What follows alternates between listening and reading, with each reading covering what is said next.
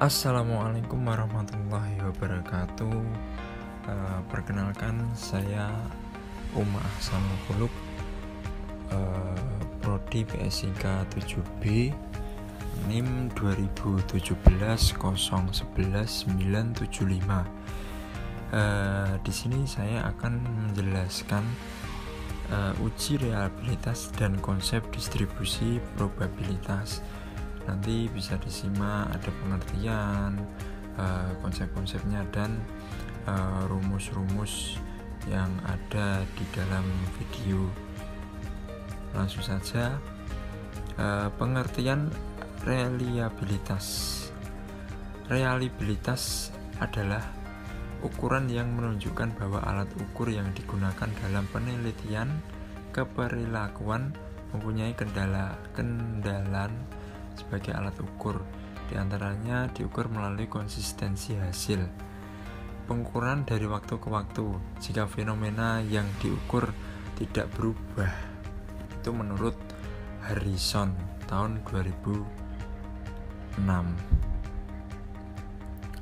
Kemudian di sini ada rumus dari uji reliabilitas yang dilakukan dengan uji Alpha-Kronbach. Rumus Alpha-Kronbach sebagai berikut, bisa dibaca atau dilihat.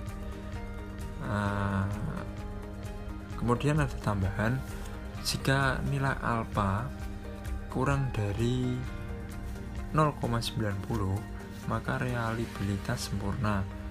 Jika alpha antara 0,70 sampai 0,90 maka reliabilitas tinggi. Jika alpha 0,50 sampai 0,70 maka reliabilitas moderat. Dan yang terakhir, jika alpha kurang dari 0,50 maka reliabilitas rendah. Kemudian jika alpha rendah, kemungkinan satu atau beberapa item tidak reliable.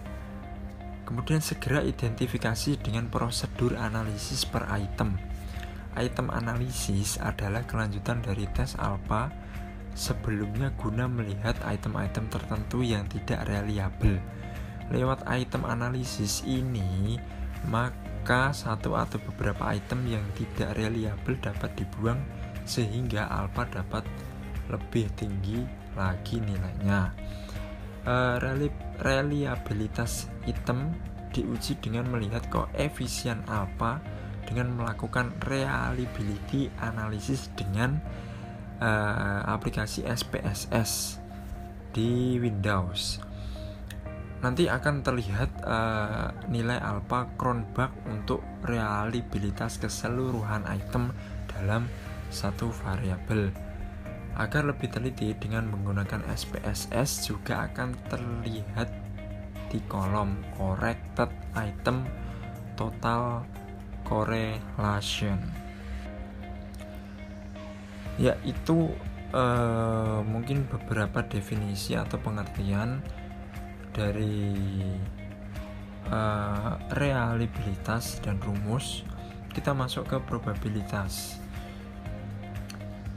Definisi atau pengertian dari probabilitas sendiri itu adalah perbandingan jumlah kejadian atau A yang mungkin dapat terjadi terhadap N. Jadi perbandingan jumlah kejadian terhadap si A yang mungkin terjadi terhadap si N. Jadi antara A dan N gitu. Jumlah keseluruhan kejadian yang mungkin terjadi dalam sebuah peristiwa. Kemudian di sini ada beberapa definisi. Kalau distribusi probabilitas itu modelnya itu variabel acak atau random. Variabel yang diukur sebagai bagian dari suatu eksperimen atau percobaan pada pengambilan sampel. Contoh seperti tabel distribusi produk baru. Seperti itu. Kemudian kita masuk ke jenis distribusi probabilitas. Di sini ada beberapa jenis distribusi probabilitas, ada binominal, hipergeometrik, Poisson, dan distribusi normal. Untuk yang binominal, ini distribusi probabilitas diskrit dari percobaan yang dilakukan sebanyak n kali, dengan masing-masing percobaan mempunyai probabilitas P dan masing-masing percobaan tidak saling mempengaruhi atau bersifat independen. Kemudian distribusi hipergeometrik adalah distribusi prob diskrit dari sekelompok objek yang dipilih tanpa pengembalian. Kemudian distribusi Poisson, distribusi probabilitas diskrit yang menyajikan frekuensi dari kejadian acak tertentu. Dan yang terakhir, distribusi normal adalah distribusi probabilitas untuk variabel acak kontinu yang paling penting dalam statistik dan paling sering digunakan. Di sini ada rumus-rumus probabilitas, bukan rumus-rumus tapi ada rumus probabilitas binominal. Bisa diperhatikan dulu, dan ini seperti ini contohnya. Untuk contoh-contoh yang lain ataupun soal-soal yang lain nanti bisa teman-teman mencari di Google untuk contoh-contoh rumus probabilitas binominal, maksudnya contoh kasusnya.